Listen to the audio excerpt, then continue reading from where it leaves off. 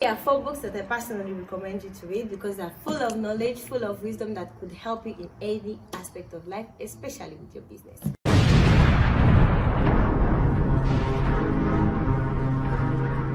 So welcome back to my YouTube channel. This is Book Review DNG, a channel which was created to share premium content that talk about personal development, business, and other topics that have personally inspired me. And so today I'll be giving you an overview of these 4 books that I like so much.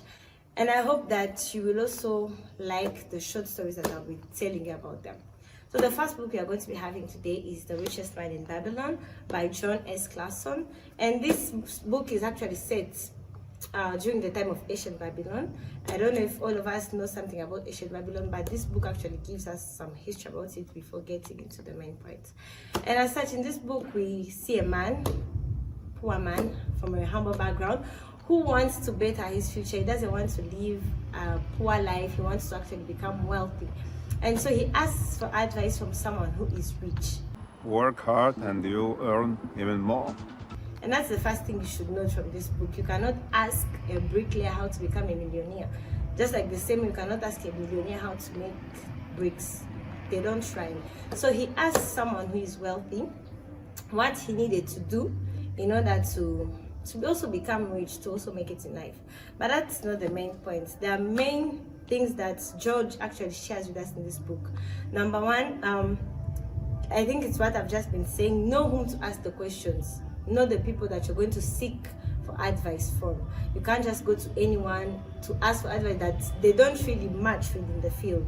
So secondly, also, we need to understand from this book that the principles of money have always been the same from the ancient times till today. The principles of money have actually never changed. Yeah, I know we are living in changing times, changing worlds, but this principle of how to become rich actually has always been the same. And that's what most people actually today do not understand. They have failed to understand that, and that's why most people struggle in their businesses, struggle with their finances.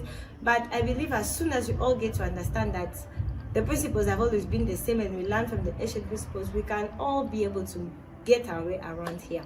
Third point is there's some basics procedures that we need to follow. First of all, you have to work hard, make sure that you're earning something that is good. Secondly, you have to save, because after working you can't just keep spending all your income. I don't want to say uselessly, but without sparing. You need to spare. Every time you earn something, make sure that you're saving. Thirdly, after saving, invest. Make sure that whatever you're saving or part of the money you're earning is actually gaining for you more money. Which takes us to the 4th point.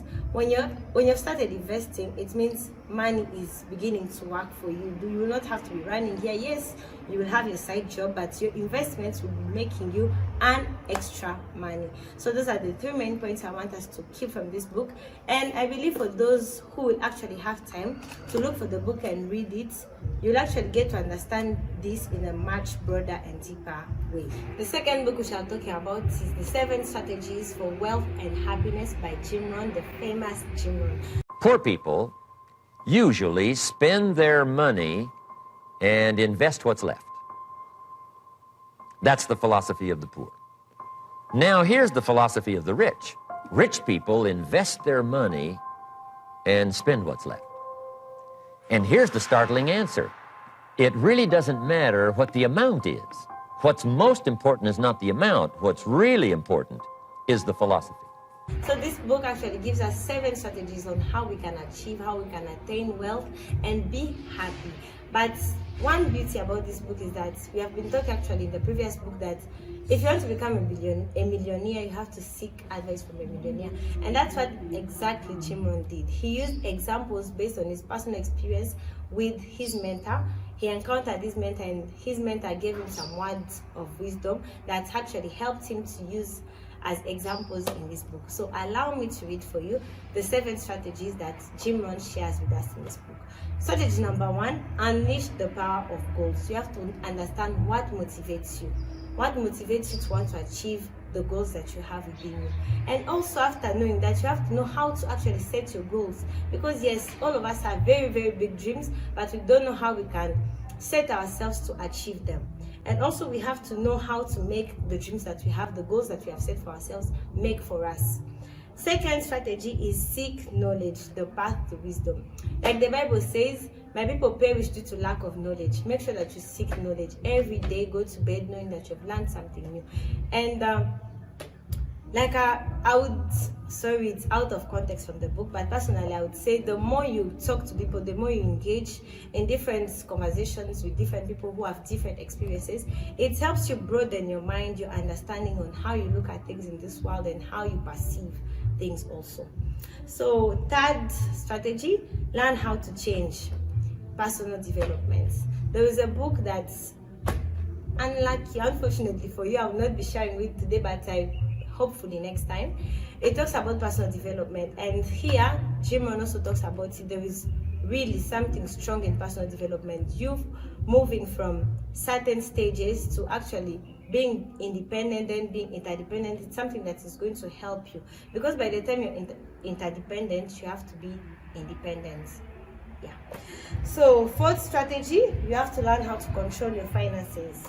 Most people today want to just live regardless of whether they're spending or saving or investing, but no, we all need to learn how to control our finances, how to control what you're going to spend, and this book is going to also help you with that.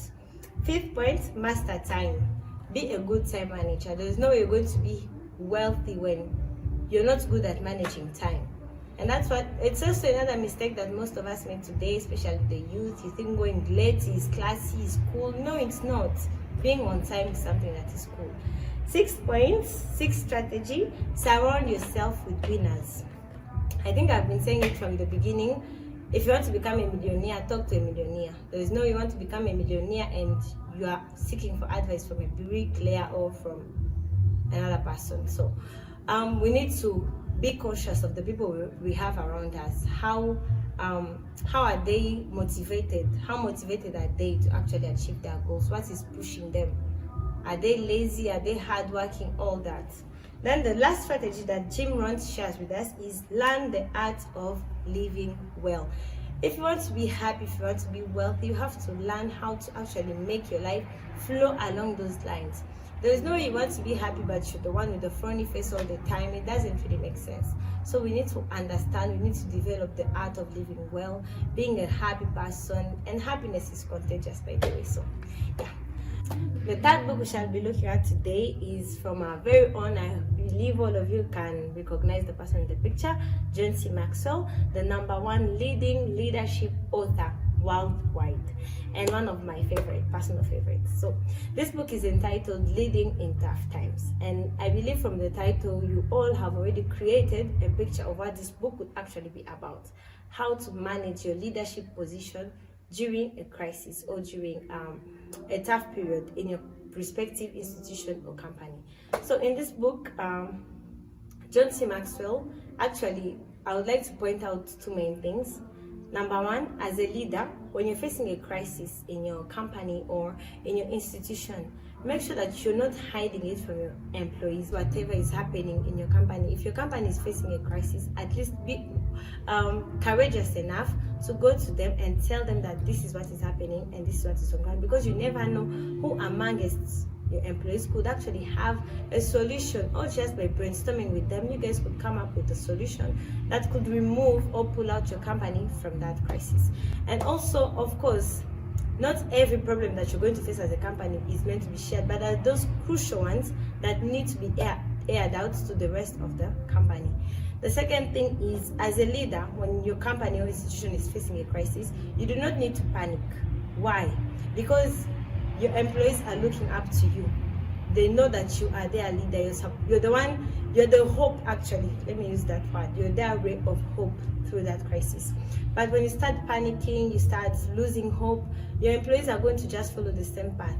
But as a leader, you should stand firm and lead, guide them, show them the way to go, tell them that this is what we are going to do, this is how we are going to handle this situation, which takes us to decision making.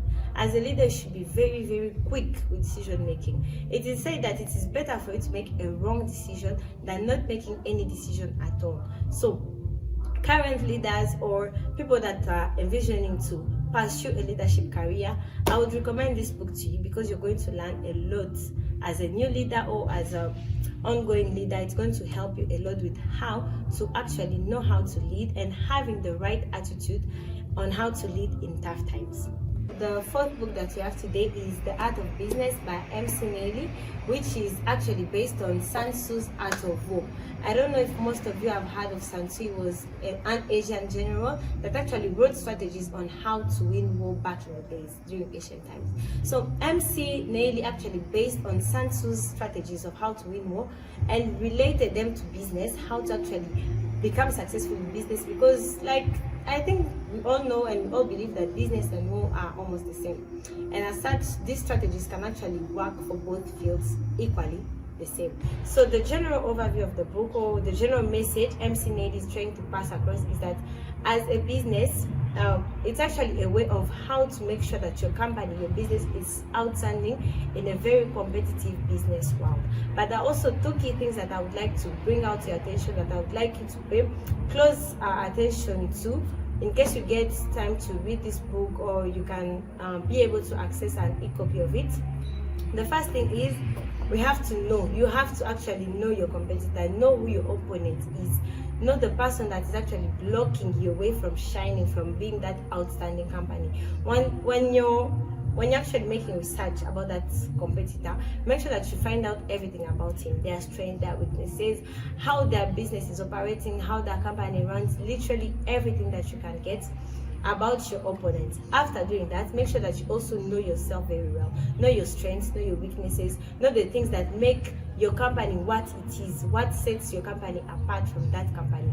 And after doing that, actually McNelly says that after you understanding and knowing who your competitor is and who you are, you now have to, because remember you would have already built on your strength to a very, very high level. And that's one mistake most people actually do. Business owners today tend to want to bring their weaknesses to the same level as their strength, and that is not correct. But let me assure you, if the more you work on your strengths, your weaknesses are going to be something that is almost invisible. And as such, when your strength would have already been worked on, focus now on the weaknesses of your competitors. Hit him at that point that is least expecting, something that is also maybe ignoring. Focus on that weakness and make sure that you beat him at it. So that's the first thing I would like to bring to attention. Work on your strengths and shoot at your opponent's weaknesses. Then secondly, if you are a new company, you're a new business, McNelly is actually advising you to is advising you to use speed. Make sure as a new business, make sure that you're fast enough so that these other big companies that are already in the market, you are able to also hit them on their weaknesses. Let me give you an example. I know the example is not really relevant, but maybe if I give the example, you will understand what I'm trying to say. Let's take an example of Samsung and Apple. We all know that these two are very, very nice phones, but Apple has a weaknesses with their screen, and Samsung usually supplies them with screens, and that's the same thing. In case you're a new person in the market, make sure that you are moving fast in that area where the competitors, those big other big companies, the weaknesses that they have, come up with an idea that will actually, the way you will go with your business will actually be an answer to those weaknesses, so that by the time those big companies realize that there was this other company that is now working on this thing, it will be too late for them to catch up. They might actually use you as your manufacturer, the way Apple does with Samsung. So that's the thing. Make sure that even if you're a new or old business company, do not limit yourself to your weaknesses, or do not let your weaknesses make you believe that you cannot beat your competitors, you cannot win over them. No, just know how to strategize, learn the market, how things run around, and you will be able to actually do it by making your strengths more and more stronger than your weaknesses. I know I told you guys that The Art of Business was the last book for today, but I actually have a bonus book from an African author, Praise George, and it's titled Start With What You Have From Where You Are. So this book is actually a motivation to all the people out there who are willing to start up something, who are willing to start living their dreams, but they do not know where to start from, or they don't know how they can actually start up. This book is actually a motivation, because it entices a mood in you that tells you, stand up, go and do this right now with the little that you have. And that's the beauty about this book. By the time you finish reading it, or as you'll be reading it, you'll feel like, it's time, I just need to go and start making this happen for me. And also, we shouldn't pay much attention to the resources that we have, because procrastination is not good. The more you keep waiting to have everything sorted, to have everything that you will need to actually live your dreams, it's going to take you longer. But Praise George actually puts you in that mood of standing up and to go and actually work on your dreams, work on your goals from the moment that you start reading it till you finish reading it. That's the mood you'll be having. So thank you so much for staying with us. Thank you so much for watching this with us. This is Book Review Angie as usual, and I'm so glad that you guys maybe stayed up to the end, and I'm happy, and I hope that you've liked and that you've subscribed for all those new people that have joined the family. Thank you so much, and see you next time. Stay tuned for more.